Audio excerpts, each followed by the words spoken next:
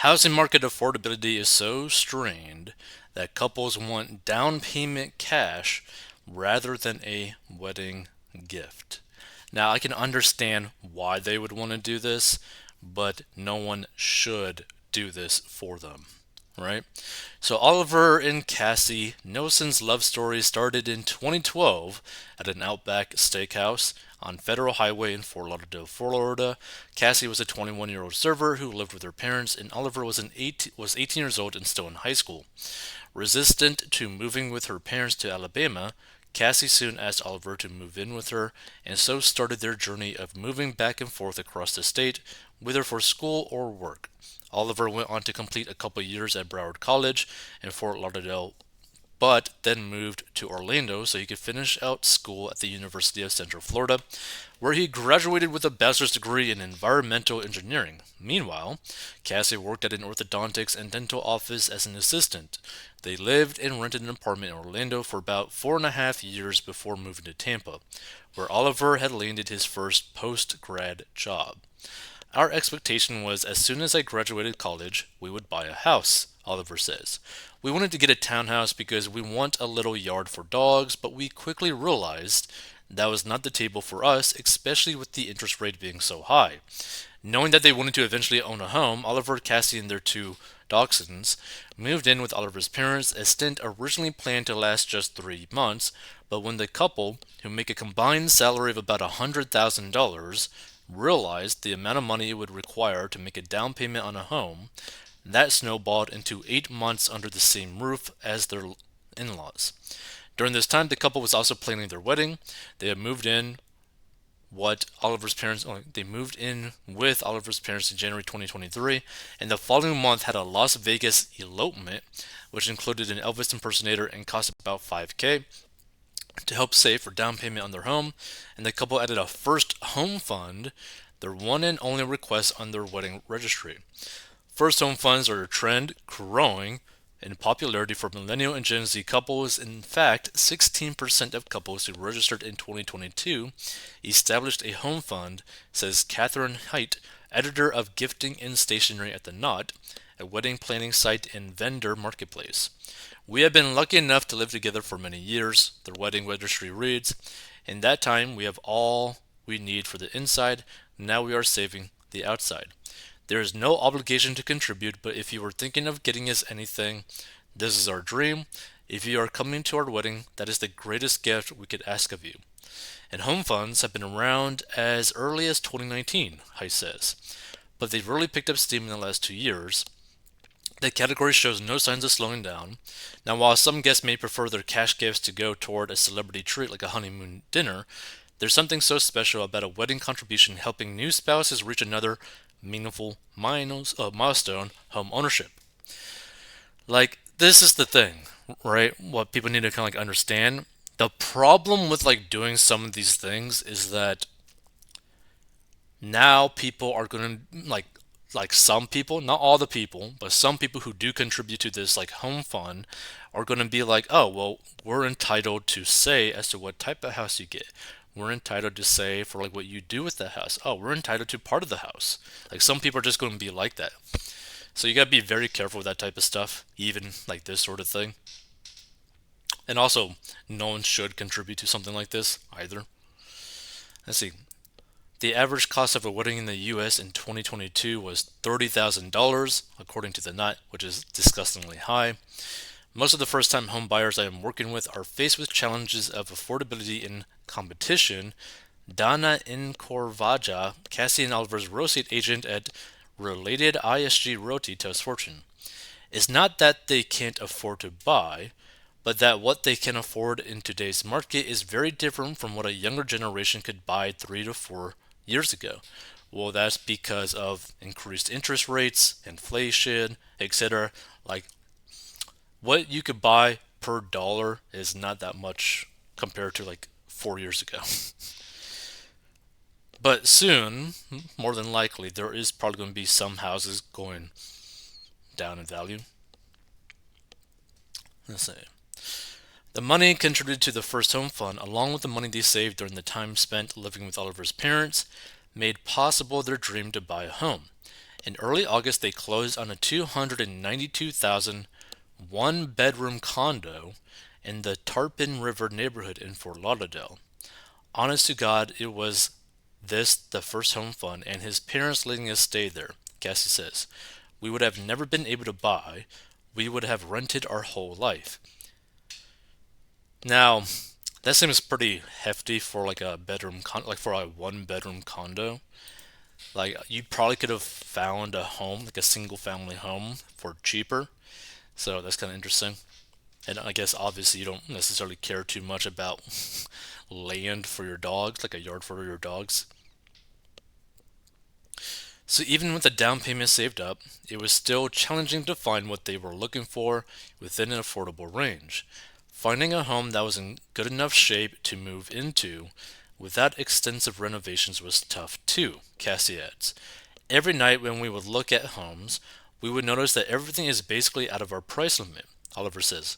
Indeed, some communities require that the couple put 25% down of the purchase price, which could amount to about $75,000, an amount they were not prepared to pay.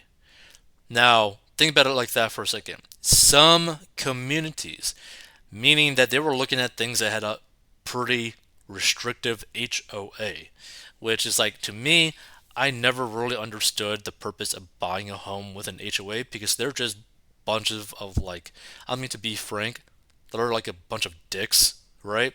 That are trying to dictate what you can do with the property that you bought. Like, that's crazy to me. It's like imagine spending hundreds of thousands of dollars just so that someone who probably doesn't have as much money you have in the home or whatever telling you what to do with the home that you buy. Like it's just crazy to me. Like you're paying money to be told what to do. Let's see.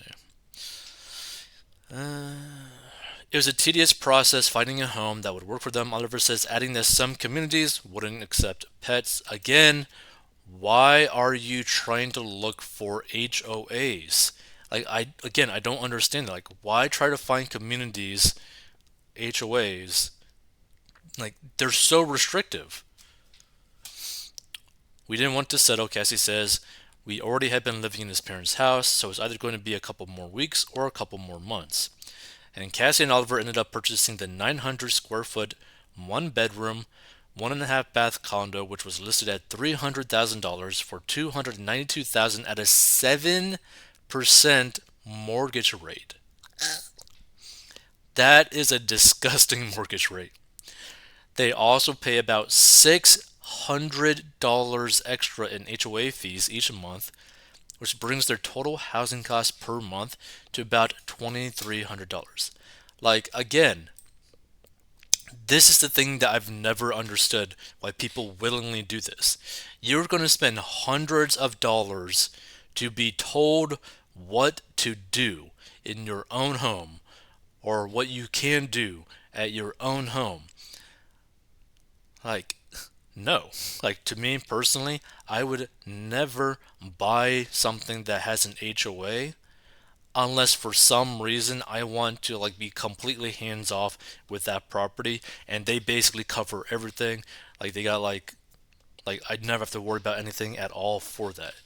But gosh, an extra $600 a month on just HOA fees? That just seems insane to me. Because another way to look at it, right? Like let's see how much money you're like losing per month on like money, right? So compound interest calculator, just for fun, right? So let's see. So I listed the initial investment, $600. Monthly contribution, $600. Although honestly, it'll probably go up over time. Length of time, let's say that they stay here for like 40 years. So estimated interest rate, this would probably be about like 10% roughly. So interest rate variance change around like a 2% variance. Calculate. Okay. So this HOA, right, in terms of like opportunity cost, is costing this couple $3,213,800 $821.95. Like, I think people don't really understand the true meaning of spending money like this, right? Because you're not really spending any money in terms of like improvement of your property, like the property value, right? Like, you're not really getting a return on that HOA fee. You're just bleeding $600, right? That's all that's happening. So, if you had bought like a single family home that didn't have an HOA and you put that $600 towards your retirement, this is like, again, what you could have, right? Now, you have that going the opposite way, right? So you're making this amount of money pretty much to the apartment complex, well, the condo complex, whatever. Which, again, to me is just crazy. Like, I don't think people really understand that.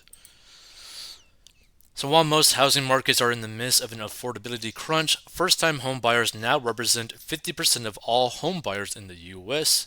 Nicole Bashad is senior economist with Zillow, tells Fortune. Even though affordability in this housing market is challenging, first-time buyers are getting creative to make it work, with 60% of first-time buyers using at least two sources to finance their down payment, typically savings and gifts from family or friends, she says. Oliver and Cassie's advice for first-time homebuyers: don't give up. It's hard to give advice when you know a lot of this is possible due to our family. Cassie says, we'd never be able to buy this place without the help of our family, Oliver adds. Yeah, so feel free to give your thoughts on this. Again, to me, one, you really shouldn't be buying a home at a 7% interest, like mortgage rate interest. Like, that's like a crazy high interest rate. Two, if you can, do not buy an HOA home or a home with an HOA, because you're just bleeding money for not really much purpose. And to be frank, I don't understand how people can justify spending money so that a group of people that you don't like and don't respect tell you what you can or cannot do with your home or to your home.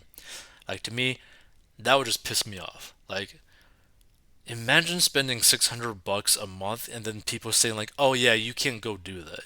Oh yeah, you can't have dogs. Oh yeah, you can't have cats.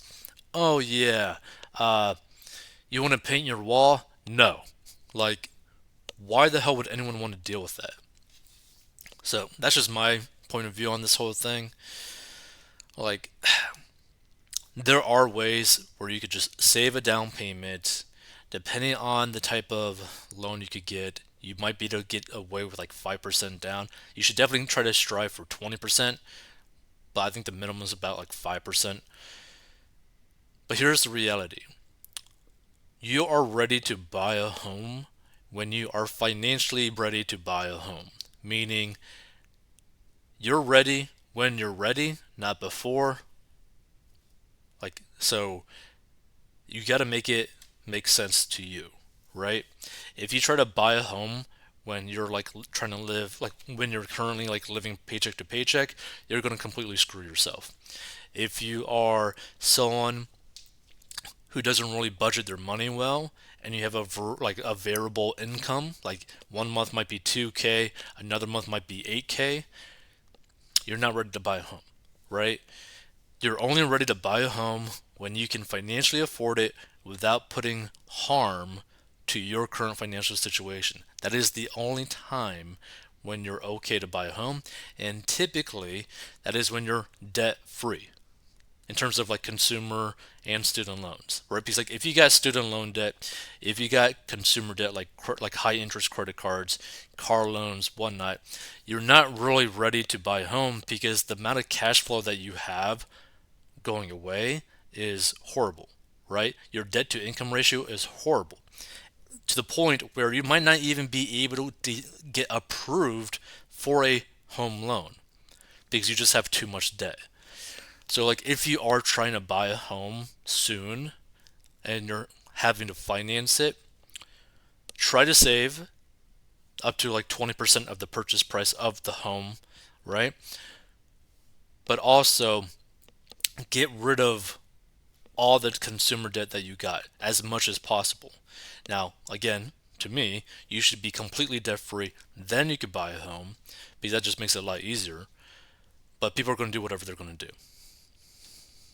Just understand you can be denied a home loan if you have like too much car debt, too much credit card debt, etc.